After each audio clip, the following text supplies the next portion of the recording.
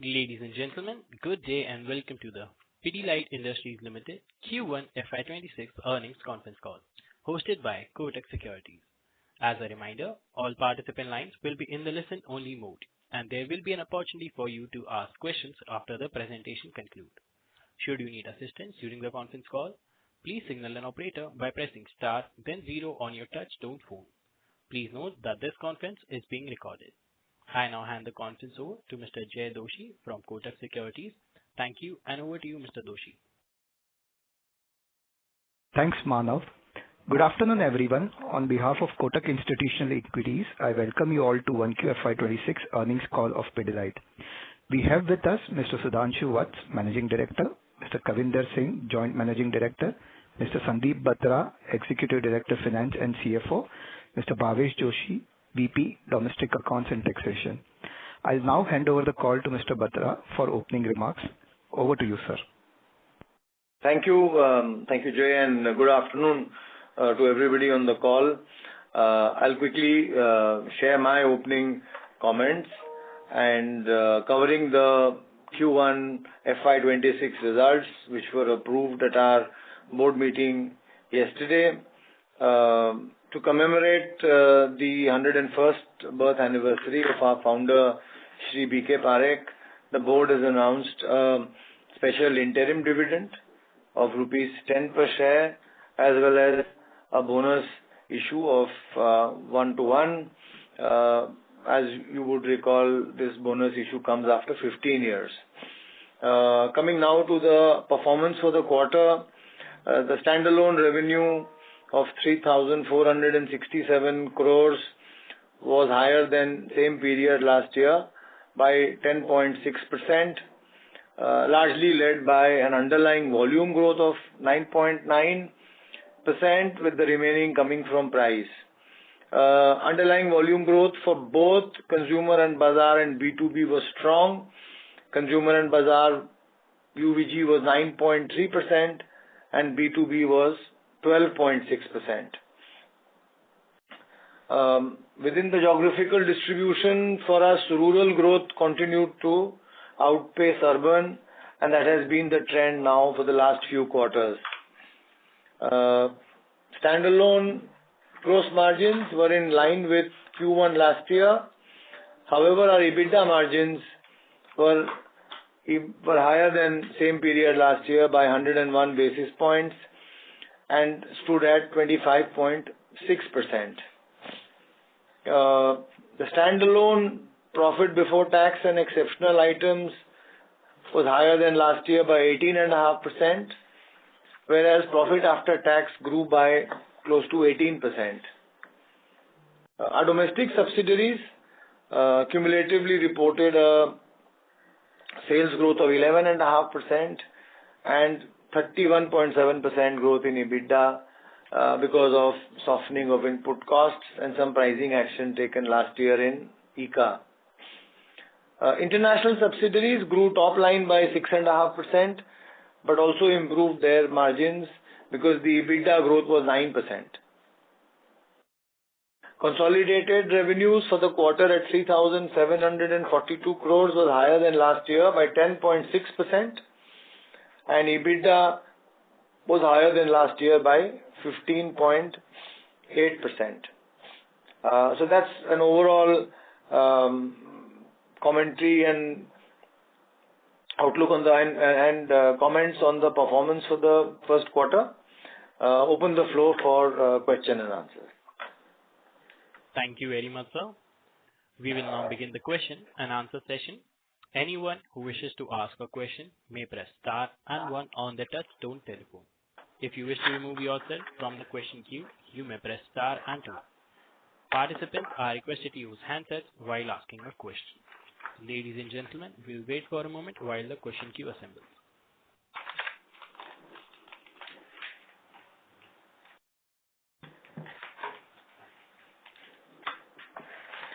We have our first question from the line of Abneesh Roy from Nuvama Wealth. Please go ahead. Yeah, thanks and congrats on a very strong set of numbers. My first question is, in 2 quarters back, you had highlighted 2 states where there was some level of slowdown. I think Gujarat and Andhra. And then in Q4, you said it is easing out. If you could update us now, are these two states now almost normal versus the pan-India growth? And any other states where you would want to highlight which are the outperformers and which are the laggards? So, Avnish, first of all, very good to hear from you, and thank you. I think indeed these are strong set of numbers under the current context. I think, Avnish, as you rightly pointed out, I think from period to period, as we do analysis of different states and look at numbers and performances every state, it keeps changing. But the good news is, like we were telling you last time as well, anywhere where we see a weakness, we do a very detailed analysis in the company and we get into, the root cause of why that has happened and put actions in place. So as you would rightly expect, and as you said yourself, I think some of the issues which were faced then, particularly in AP and in Gujarat, have eased out. Competitive intensity in some parts of these states does remain. So for instance, Hyderabad has very high competitive intensity for one of our businesses, tile adhesive, as you would know. Gujarat has some level of competitive intensity on some of our other businesses, but overall performance of the states is improving quarter on quarter. I think if you were to ask me, are there any states which are a bit of an outlier as we go forward? There are always, but I could say at the moment, Kerala is one state. When we look at Kerala, I think across our businesses, there is some challenges, but we will evaluate that also as we go forward, find solutions and be able to address it. But I think in summary and a more conceptual point, just to let you know that we keep looking at granularly at state, sometimes, many times at districts and even town level, and find solutions right up to that and sometimes even at dealer level. Understood. One follow-up here. Tile adhesive cost is around 2x of cement, and almost many of the paint legacy players have now entered tile adhesive. So if you could tell us in terms of pricing of the paint players versus your extremely strong brand Roff, how are you able to charge a premium still? And on the Hyderabad specific example which you gave in terms of more competition, why can't that competition go to more markets? Because in India we see that these type of issues are generally not specific to one city, right? In terms of competition, if you could elaborate on that one.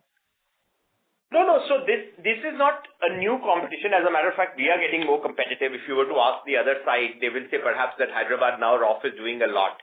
So I think, as you know here, our key competitor had done a lot of work in projects well before us, and I think now we are inching towards leadership overall in the country. We are already leaders in tile adhesive when it comes to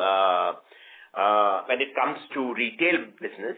Hyderabad tends to be the bastion or the gar of our erstwhile or of our competitor who started the business there. That's why the shares are slightly disproportionate. So I think, will it travel elsewhere? I think if it had to travel, there were 20 years available for it to travel. So will it travel now, and can it travel now? The answer is, in my judgment, not very obvious. So it's not a new phenomena. It will not travel. As a matter of fact, if you were to ask the other side, you will perhaps see that there is a lot of heat on from our side there. So that's to just, I hope I've addressed your question. I think on the second part, I think our growths are really, really good in this segment. And we continue to, what we do here, I'll tell you, Avnish, is see, when it comes to tiles, and you know some of these statistics at the back of your hand, I think 1 in 4 people only use tiles. So the purpose, the objective and the broader purpose in this category is to grow the category and to grow it exponentially. Now, you are absolutely right. The cost of this is higher than cement, but tiles are getting more sophisticated. Tiles are getting thinner, which is also on vertical surfaces, sometimes even outside exterior surfaces. So you need more sophisticated solutions. So our entire endeavor is actually to keep on premiumizing and building offers all through the pyramid.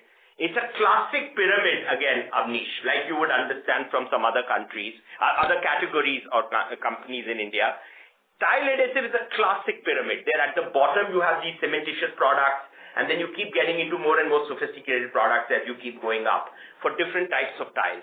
So we now are building that portfolio. We have almost a complete portfolio right up to the top. So our endeavor is to be actually growing much, much faster than the market, which indeed we think we are, because our growths are very good. And we are continuing to build our portfolio all across. And at the very bottom, we continue to enjoy a marginal premium over our competitors. So I think that's where we are. I think with the progress of ROF, we are particularly satisfied and very happy, both on ROF retail and ROF projects. Our growths are really, really good. But to understand this fully, your presence in tile adhesives is far more comprehensive, far more SKUs and offerings versus the paint players which have a few offerings. Will that be correct? Yeah, so different players will have different offerings and all that, but ours is a very comprehensive offering. So I'm saying if you understand, like other categories, and particularly some of the other FMCG companies will tell you India has a pyramid structure for developing a full portfolio. You have to have base products. You have to have slightly more superior, mass premium products. You have to have premium products. You have to have specialty products. So when it comes to ROF, we have everything, Abneesh. So, last question. In the analyst meet, we were shown that extremely interesting product, Unofin. I understand it will take time for traction given it's a very different product. So if you could talk about the initial journey, what are the learnings, what is the progress? And on Hesha Paints, anything you want to share, given paint industry, there is a gradual revival, and the new large paint player, I think, seems to be now stabilizing. So any comment you have on what, say, the legacy paint players are saying on the new disruptive large paint player? Anything you have to further add on that? 10% extra grammage, dealers returning some of the machines. Anything you want to add on that? So as far as we are concerned, Abneesh, I think we are focused in the 5 states. We are very focused on rural, which is rural and small town. I think that's where we are focused. So rural and small town India, basically in these states. So, and as far as I think it's very similar to the commentary I gave last time, but there is progress, so I will repeat it. The good news from our end is that we are going quarter on quarter, month on month, every month. So I think that's very good news. We are growing in all our pilot states. We are indeed growing. So we are looking at all these comparisons and more like for like, because I think, so because we are not now, we are focused on those 5 states. We are also looking at dealer like for like. So the good news is that we are continuing to grow there. I think what we are still not satisfied is the absolute numbers which we are getting, or the milestone we had set for ourselves. So what we are saying is that we will continue to fine tune our offerings as we go forward, but more importantly, fine tune our go to market, our work with applicators, build those business modules, get that moat which Pidilite has and get that advantage from there as well. And once we have that as we go forward and have a clearly established right to win, is when we go ahead and we continue to remain focused on small town India and urban India. I think that's our first port of call. So we are not, I think the commentary you are hearing is largely of the big paint players, largely of urban India and all that. We are focused where we are. We are continuing to grow. We are doing work there. And basically, as far as we are concerned, our number of dealers are growing. Our number of dealers with tinting machines is growing. And as I was telling you, our like-to-like sales at those dealer places is growing. So we are making steady progress. More work needs to be done before we extend. I think that's the headline. And on Unofin? On the Unofin, I think it's early days, but what we have done is, and I will ask Kavinder also to pitch in here for, as soon as, but the headline is that we are sort of continuously understanding how it should go, and revalidating our process. We are also shifting a little bit Unofin to larger projects. I think in the initial, we had started a little bit more retail with more, let's say bungalows and so on and so forth. We are now saying that we will look at it more like a project with larger projects with those buildings. We are beginning to do that work. And again, this is a piece it's a habit conversion, as you would know, Abneesh. So it will take some time. I will also ask Saminder to step in and talk about it. I think Saminder, over to you. Yeah. Thanks, Sudhanshu. Am I audible clearly? Yes. Yes, you are. Yeah, wonderful. So I think, Abneesh, the Unofin question needs to be answered in two parts. One, what is exactly our strategy in this category? And we believe that this is a bit of a game changer in today, if you look at exteriors, a typical painting process has 4 layers, primer, putty, and primer, and then you have once again the coat, first coat, second coat. So we are trying to create a category where the exteriors can be done with either 1 or 2 coats maximum, depending on the finish that you want. And this is sprayable. So it is a very unique advantage in terms of the construction labor, which is the number one problem today the construction industry faces. And more importantly, it has about 20 to 25 years of life and is also water resistant. So the benefits are well known to people who understand this. Now, where the second piece of strategy is falling in place is we are trying to now pitch it to masonry contractors, because those are the ones who need to be converted. And this will also go in places where the asset is owned by the owner. For example, if you take the hotels, if it's a brand, you don't reach the brand, you reach the hotel owner. And the hotel owners love this idea because it reduces their downtime when it comes to repainting cycles. So anywhere where there is ownership, where people own the assets, this is a great product to pitch. Also, the third piece is that we need to go to architects who understand and who recommend this. So at this point of time, I will just give you a brief overview. We have this new group called Pidilite Professional Solutions. Pidilite Professional Solutions is getting reasonable success in getting it specified with the architects. Masonry contractors conversion is the second thing. And chasing projects, as Sudhanshu mentioned, and larger jobs, and creating testimonials from our let's say users, or also the end users, which is the client, is the way forward in terms of driving word of mouth.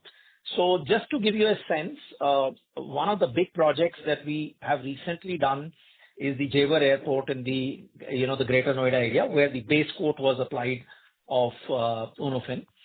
So there we have got some success. So like that, we are now moving into larger and larger jobs. So this is a bit of a slightly longer answer to your question, but this should give you a sense how we are going about it. And we are pioneers. We believe in building this category slowly but surely. Thanks, sir. I got the sense. This is very useful. Thanks a lot. That's all from my side. Thank you. A reminder to all participants, if you wish to ask any questions, you may press star and 1 on your touch-tone phone. If anyone is willing to ask any questions, you may press star and 1 now. We have our next question from the line of Latika Chopra from JP Morgan. Please go ahead. Yeah, hi, Sudhanshu and team. My first question was, trying to get some more color from you on demand trends. If you could comment on, your confidence in sustaining or improving this 10% volume growth, which is fairly healthy.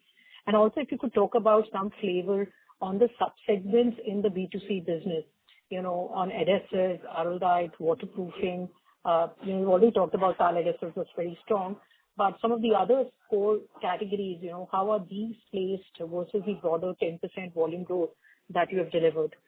And also, what kind of pricing growth you would anticipate to play out, for the rest of the year? So thanks, Latika, and good to hear from you. I think in terms of growth, Sandeep talked to you about that, our 9.9% UVG growth, which is this time 9.3% consumer and bazaar and 12.6% B2B. So this time around, this growth is very uniformly spread, if I can use the word, across the two segments where you have the numbers. But I can also assure you and share with you that we are seeing consistent growth across regions, across categories, even across product groups. So that is very heartening. Very specifically, if I was to talk about a few product groups or categories as you spoke about, I think we've seen very robust growth on Roff, which we spoke about. We've seen further increased growth on our Dr. Fixit portfolio. So Dr. Fixit overall is delivering very well on its promise. So that has done very well in this quarter. Fevicol has done well. Araldite has done well. And we've got growth basically on the core part of the portfolio, but also we are beginning to see some of our innovations in these areas which are beginning to do well, Latika. So for instance, if you were to look at Fevicol, if I was to give you one example, and if I was to pick up two of the newer areas we have sort of got into, one is to tackle multi-substrate, where we launched a product called Nail Free Ultra. That product, I can tell you, is doing very well. Very well. We are very happy with it. I think we've also done another thing that in India, lamination is a very, very important practice, and people want to change as you go forward some of their laminates. So in order to make that task easier, we launched a product called Relam. Again, Relam has done very well. So just to give you a little bit of flavor. Now, similarly, if you look at our construction chemicals portfolio, once again, we have built products which are now delivering on the promise and are therefore, you are delivering superior products at a much better value. So there is a product which is doing very well now called All Seal, which is both for new construction and repair when it comes to that piece. That's an important one. Bath Seal, where we have done so, therefore, a Bath Seal Select, we call it. So I think that's done very well. In our projects, more in projects, but in retail, there is Wonderproof. So just to give you an example, these are products which are now coming in new. These are newer projects, the products relatively, which have done well. So I think across the spectrum, our premiumization thing, making things easier for people, improving the time needed to do the job, which is becoming important. So the productivity of our users and our customers are the areas where all these innovations are helping us. So I think it's been a good thing. This gives us a considerable amount of confidence that as we go forward, we should be able to maintain or better our double-digit underlying volume growth. So you saw these numbers. I think if the overall demand sentiment picks up, which you are hearing from everyone, that will be a little bit of further tailwind for us to be able to deliver better as we go forward. That's encouraging to know.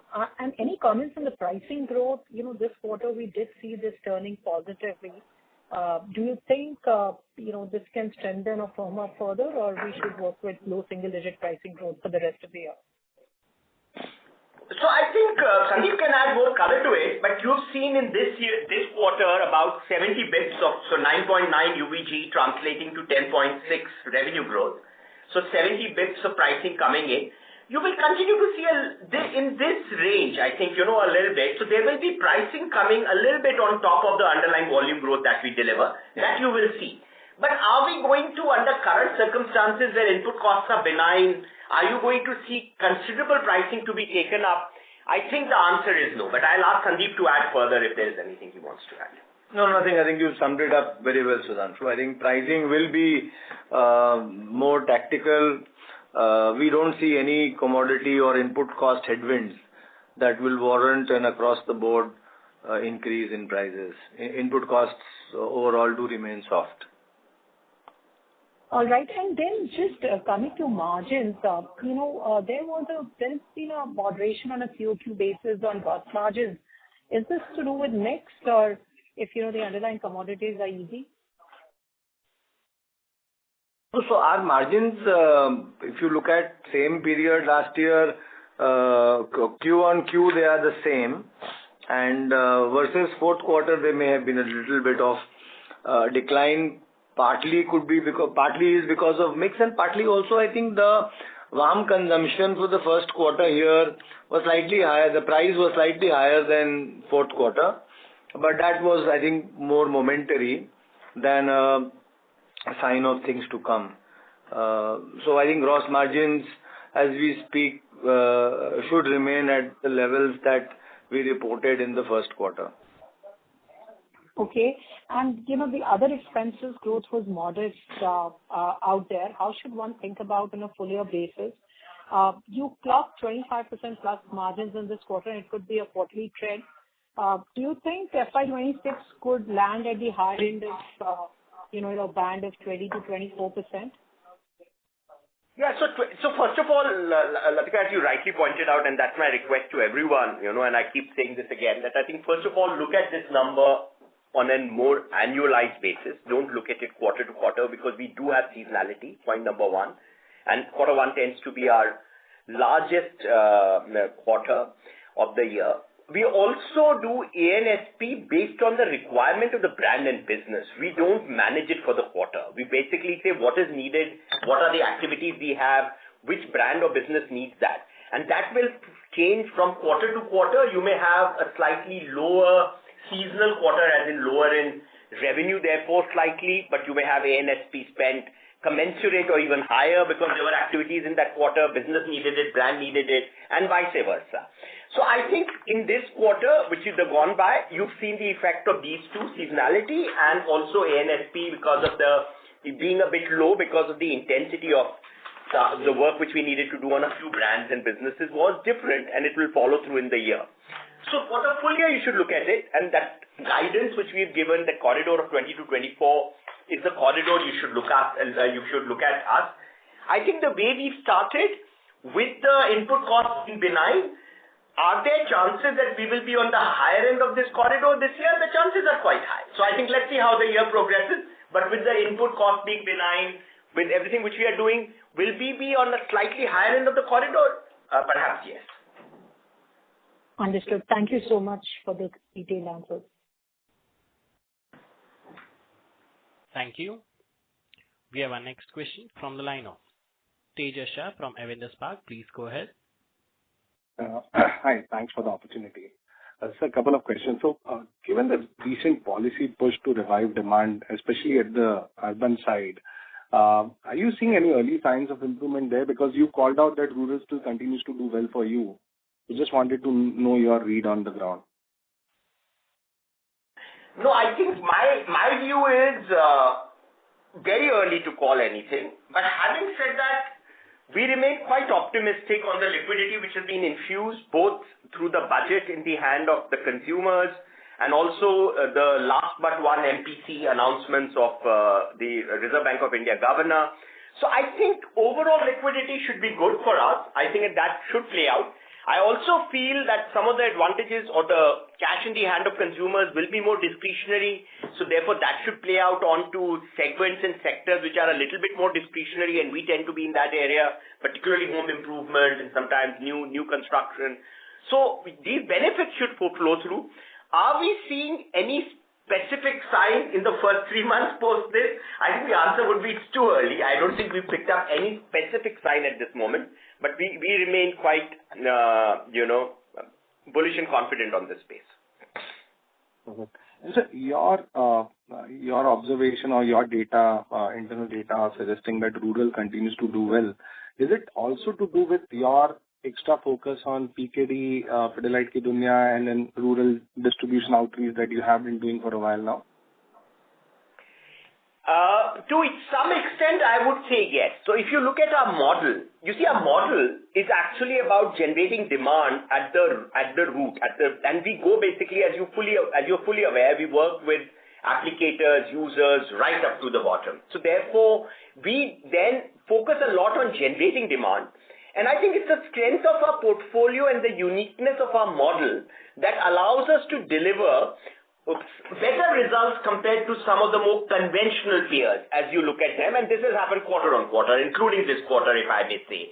So if you compare us to some of the other more very conventional peers, either in one sector here, one sector there, you will see that Pidilite does better. So I think it's because of our portfolio and our model, the way we go about doing our go-to-market and our emphasis on demand generation, field marketing and all. I think when it comes to rural and urban, as we call it, which is both rural and small town urban, basically we also have the advantage that we are continuously expanding our distribution as well on top of it. So I think that, And many of the people, as you keep going down the pop strata in India, tend to be new users for most of our categories because our categories are slightly less penetrated. So that advantage is there. You are absolutely right. If you were to look at a 5-year horizon, and quarter to quarter we keep adding numbers, but I'm giving you a little bit, and last quarter we've added. But if you were to look at a 5-year horizon, we have increased our direct coverage by 2x in rural and small town, direct coverage. So we weren't directly there, now we are directly there with our stockists or something. We have increased our PKDs, what you talked about, by 3x. We have increased our DFCs, which are Dr. Fix-It centers, also close to about 3 times. So you can see that this is a constant work which we do, expansion of distribution, generation of demand in our unique business model, I think gives us an advantage. We feel that our urban or rural should continue to deliver better growth compared to urban for a considerable period of time. Perfect, sir. And if I may squeeze in last one. So you sounded very positive on margin outlook. But looking at the volatile geopolitical environment and we all watching Twitter every day in morning, are there any specific supply chain or sourcing exposure that you are actively monitoring or worried about which can pose some risk in near term? So see, the way I would look at it, I think just from a demand perspective or from our business top line perspective, our direct exposure to US is very, very small. It is there, but very, very small. And but I think from a supply chain point of view, which is what you were asking, I think what we have is we have multiple sources for supply for our key raw materials. So therefore, in our preparedness, do not anticipate anything specific unless something else blows up, in that opinion. And we as a company also plan for some of these things. So if you were to look at a slightly larger lead time, which could happen in terms of some of the movements and so on and so forth, a little bit of bottleneck. So those kind of things which we plan for, so that we continuously do in the way we source and the way we, plan for our supply chain and raw material inventories and others. Perfect, sir. Thanks and all the best for coming quarters. Thank you. Thank you. A reminder to all participants, if you wish to ask any questions, you may press star and 1. Anyone willing to ask a question, you may press star and 1 now. We have our next question from the line of Naveen Trivedi from Motilal Oswal Financial Services. Please go ahead. Yeah, good afternoon, everyone.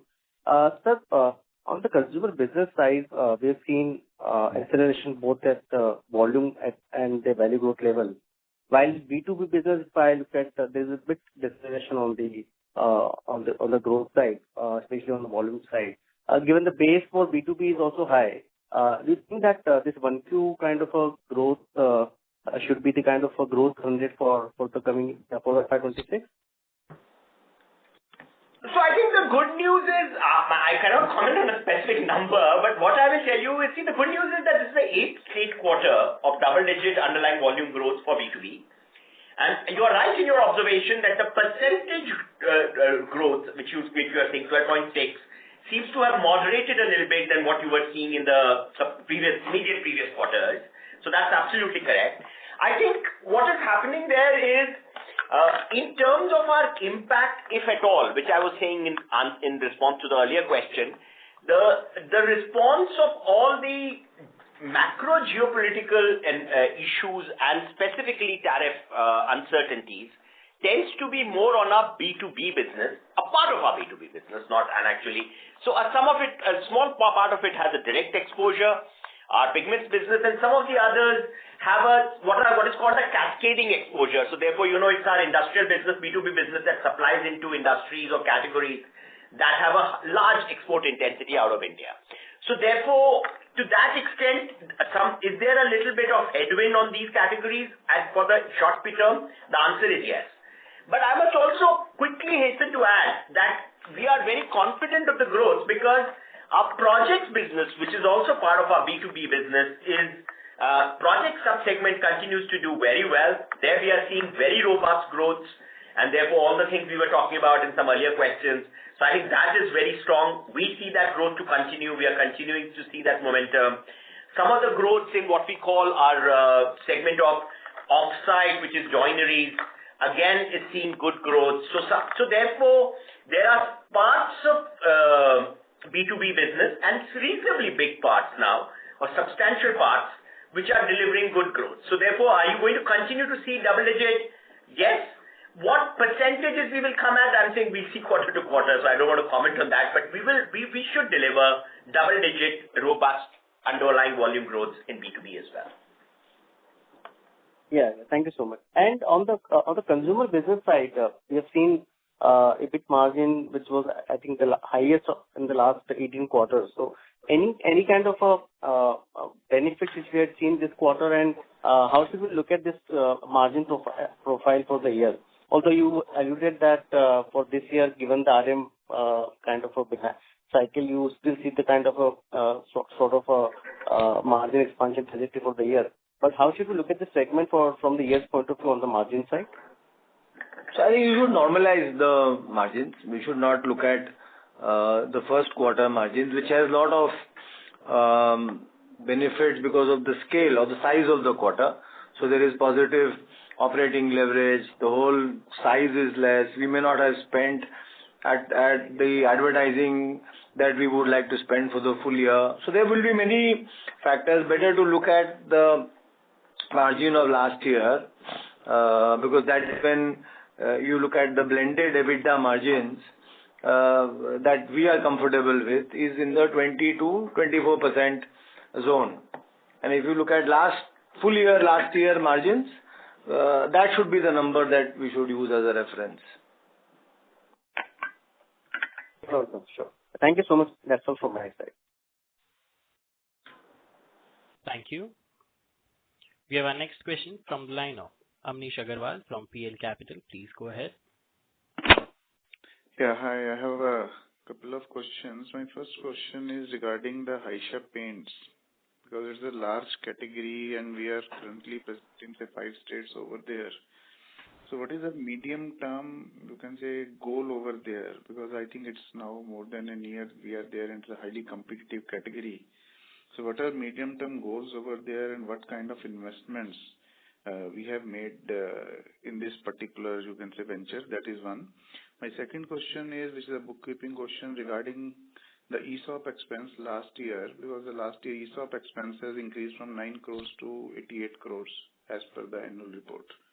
So any your clarification on that would be useful. Thanks. So let's first take the paints question. Or Sandeep, you want to take the ESOP? Hi, Amnish. So I think, last year we granted ESOPs after a gap of couple of years. And the way the ESOP charge is accounted, it is in some sense front loaded. That is why you saw an increase in the ESOP charge last year, and that kicker will continue for the first 12 months. But as also you would recall from the notes to the results, even yesterday the company has granted further options. So I think the ESOP charge is likely to remain at the same level as we saw last year.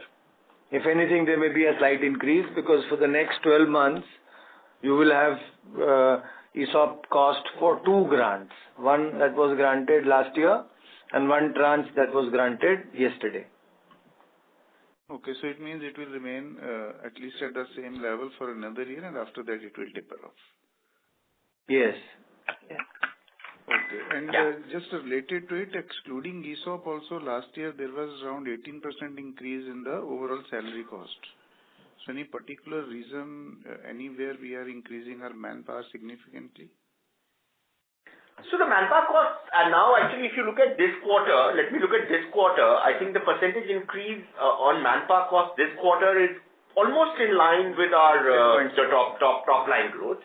So I think, see what happens in our case, is that, and we talk about this quite often, but I'll just again, Amish, repeat this, is that see, because we do bunch of new ventures and new pioneering activities from time to time, some of the investments we make and the resources we put both in teams or staff, what you call staff cost, or also in what the quick earlier investments we make in driving demand, tend to be front loaded.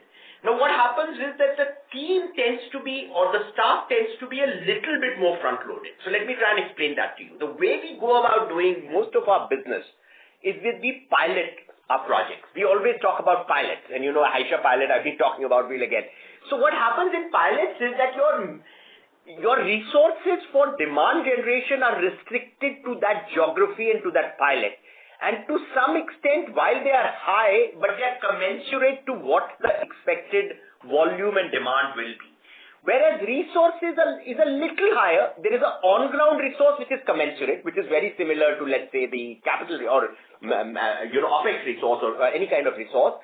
But you have a team which is built in, and you sometimes get a few senior people to be able to drive that initiative. And this happens over and over again. So you were listening to Unofin, we've talked about Haisha, and I can keep giving you examples. But that's our model. It's built into our model. So I think that's the piece which happens. So therefore, we tend to be a little different in terms of benchmarking to manpower costs. We are confident of retaining them at reasonable levels. The growths have now moderated, as you are seeing. But will there be investment made for the right opportunity to lead a pioneering initiative? The answer is yes. And I think, therefore, that's the piece. So that's what that's what is the answer. On coming back to Haisha, I talked about it earlier, but just very quickly again. See, as far as investments are concerned, if you look at it, in some ways, in a very technical sense, Pidilite has been in paints business for some time. Because we keep doing our waterproofing coatings, especially for exterior, under the brand Raincoat. And that is a business which has grown quite a lot in some years. So therefore, in the experiment which we are doing in southern states, the plant which has been put up is not a plant put up only for Haisha. It's a plant which is a composite plant for Haisha and coatings and blah, blah, other things. So therefore, there is some investment made, but do we have a dedicated investment for Haisha? Or is it a very big investment? The answer is no. I think in terms of benchmarks and all that, as I spoke earlier, you are absolutely right. I think there is competitive intensity, but competitive intensity is higher in urban India and relatively lower, slightly lower in the smaller town India and rural, because in these places we see that not many paint companies reach directly. I think that's an observation we have. Our own distribution reach is arguably the best when it comes to home improvement, and therefore we continue to see that as an advantage, continue to see that as building our portfolio and strengthening our go-to-market and maybe a composite services to the customer as you go down the pop strata in India. And we see evidence of this through our considerable lift in growth in our coatings as well. As we have launched Haisha brand, one is the performance on Haisha brand, but I think a concurrent benefit which we are seeing is the growth which is disproportionately high on our coatings business, which existed even before Haisha. So you can see that the portfolio is beginning to get some help. We have our benchmarks, and I'm afraid I can't share them publicly. We are working towards them, and as we reach them, we will expand beyond the 5 states. Sure, sir. Thanks a lot. Thank you. A reminder to all participants, if you wish to ask any questions, you may press star and 1. We have our next question from the line of Rahul Maheshwari from Dolat Capital. Please go ahead. Hello. Am I audible? Yes. Hello. You, Rahul. Yeah. Yes. First of all, congratulations to the entire team that in a tough environment within the entire building material space, Pidilite is one of the strongest to deliver. So kudos to the entire team. My 2 questions. First, in the analyst meet, you had mentioned that there are, at any period of time, there are 10 to 15 pilots which are being run. As you mentioned, Unofin at that period of time, can you give some brief or insight that what other categories or pilots which we can expect going ahead? Or you have found some success, early success into those categories? This is my first question. I'll get back to second question after this. Yeah. So Rahul, I think a good question, and thank you for God is kind and the team is very good. And fortunately, our model, as I keep saying, our business model and our portfolio gives us an advantage, and we are very satisfied with the strong results that we delivered. I think coming to your point on pilots, see, there are some pilots which are a bit more visible. So the visible ones are, like you talked about Unofin, we talked about Haisha. We are doing some work in B2B in newer spaces, in newer categories. Those are one set of pilots. Then the second set of pilots we have in the company are around newer subcategories or product categories, premiumization of certain products, certain new product groups. These happen even more localized into one geography, one state, and we don't talk about them publicly, and as you would expect, it's not fair for us to talk about it as well, because in a way we are piloting and testing some of our product portfolio as we are developing, so that we don't want, I'm saying, while it may be at that space available to someone if you see it, but so therefore it's a mix of these set of pilots. The more visible ones are the ones we've talked about quite a lot, so there is nothing new at this moment which I would like to share on the more visible pilots. Or the more, more category defining or more new areas kind of stuff. Okay. And as you always give that Pidilite is between the core category and a growth and pioneer, can you give some directional growth that as of what X times the growth and pioneer category is growing compared to the core categories? Yeah, so we've always said that. I think we're not revising that, which is basically our core categories tend to grow between 1x to 2x of real GDP. Core categories tend to be a little bit more, towards like almost, we are satisfied if it's growing with the GDP, to be honest with you, because some of the core categories are quite well established now, and that's the kind of growth we see. In the growth categories, basically we've always said that we want it to be 2x GDP to 4x GDP. And there we are very particular that we should see at least 2x and ideally a bit more on the, if I could say, the middle or to the higher end of that range which we talk about, 2 to 4x. I can share with you as I'm speaking to you that our categories are performing in that zone. Our growth categories are indeed performing to that 2x to 4x. And we are seeing that for all our growth categories which are there. So our growth momentum continues. Pioneering is a part of it where we basically say that our desire is once we've gone national with a pioneering initiative, we would like to be 100 crore. I think that's an absolute number, 100 crore in a period of 3 years from the date of going national. So that's the stuff that may or may not substantially add to our top line and as it keeps growing. But I think that's the fuel for the future, because once they become growth categories, then they start adding substantially as we go forward. Just a follow-up question to this. Apart from the paints which you mentioned in your earlier remarks, any category or product which is not as per your expectation, or there is very steep competition into that, and you have to do a lot of pricing actions so as to maintain the growth or market share? No, let me be honest with you, Rahul. I think we are very candid, and we share it as it is with all of you because we feel Pidilite is a family and you guys are part of the extended family. I think our models are that we keep perfecting everything. So even on paints, when I tell you, I'm saying for any other company, they would have been very happy because we are delivering growth here, but are we delivering it to the required standard is the issue.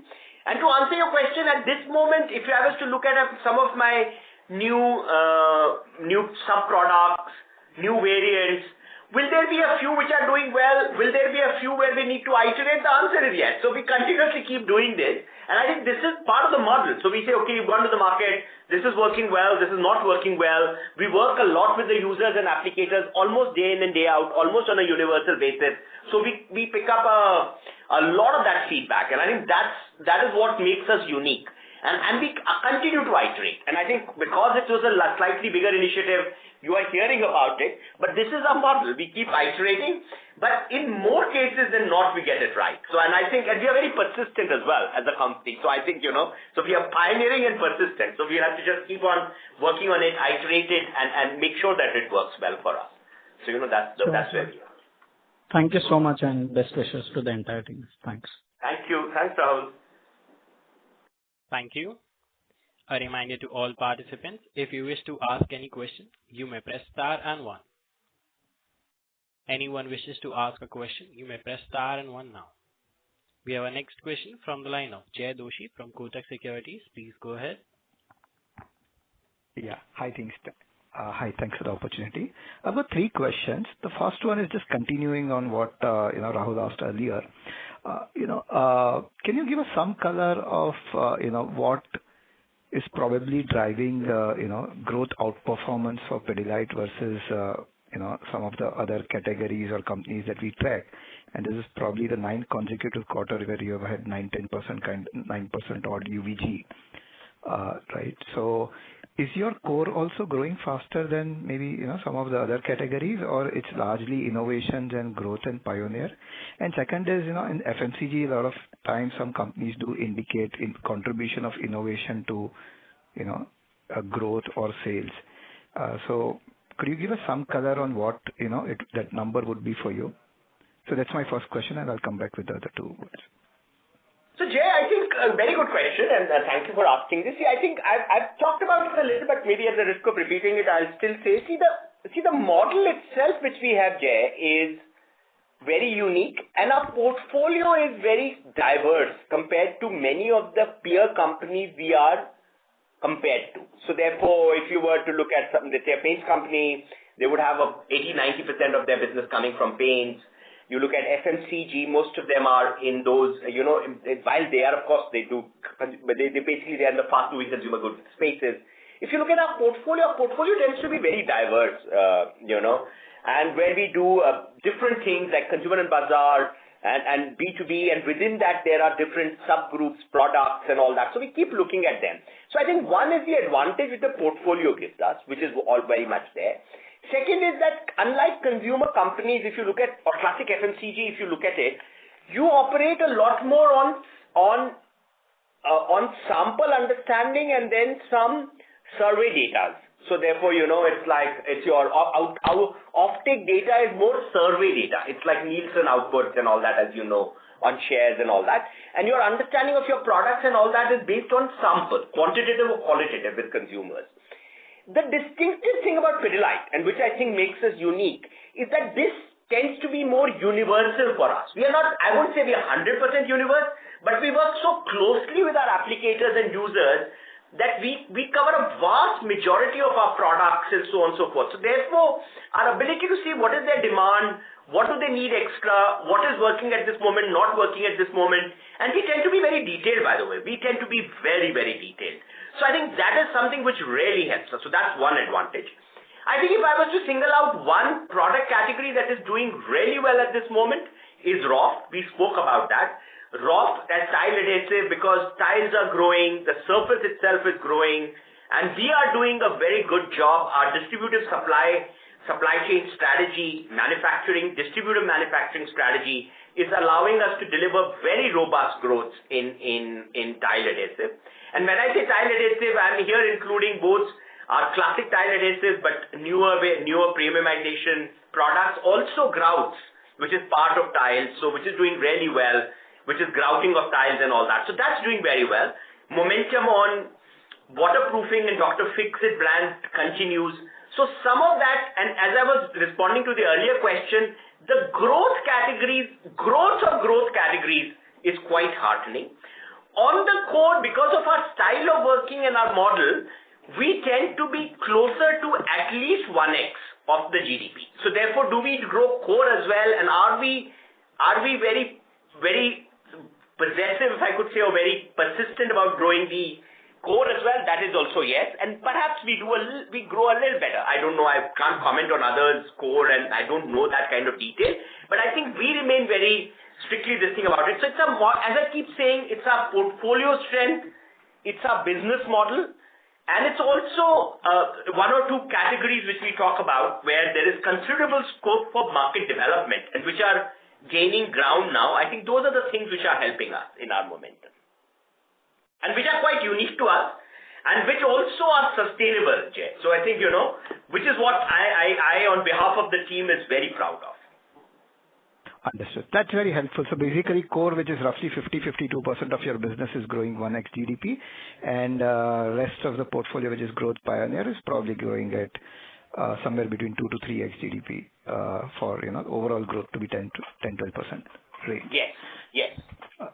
Perfect. Second is on tile adhesives. So can you give us some sort of help us understand? One is, what is the competitive landscape in that space? Who are your key competitors? and how do they compare versus Roff in terms of product portfolio, distribution, strength, footprint?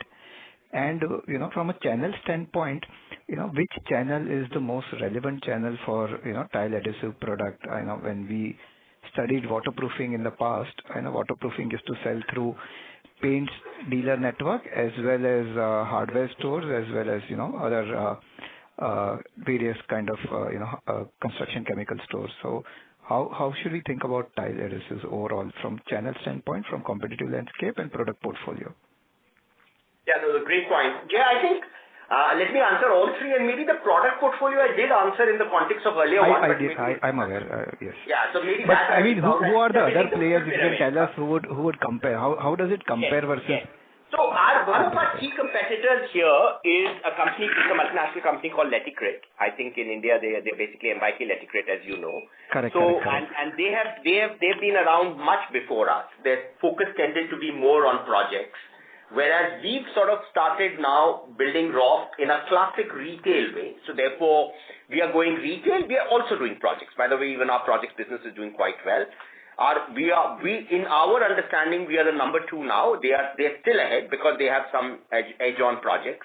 But I think that's the piece. But other than that, there are national companies, some local, a few other multinationals. So it's a full spectrum which is there in this space, and we keep monitoring that. The entire market itself is growing quite well. This market itself would be growing 2x GDP, if you ask me. I think that's our understanding, maybe a bit more. And therefore, if the market is growing that, we are arguably growing almost 1.5 times of the market, or maybe even more.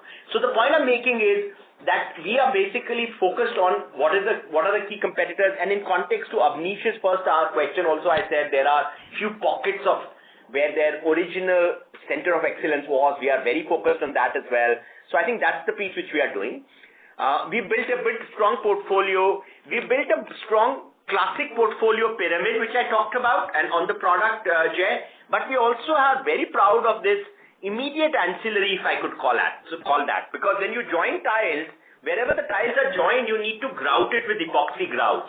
And our epoxy grout under the name of Roff Starlike, which is part of our joint venture with an Italian firm, is doing very well again. It's doing really well. So I think that's where we have a competitive advantage compared to people's 3K, it's a 2K, that kind of stuff. So therefore, and it's of course very easy to apply, very, very good, long-lasting epoxy bond.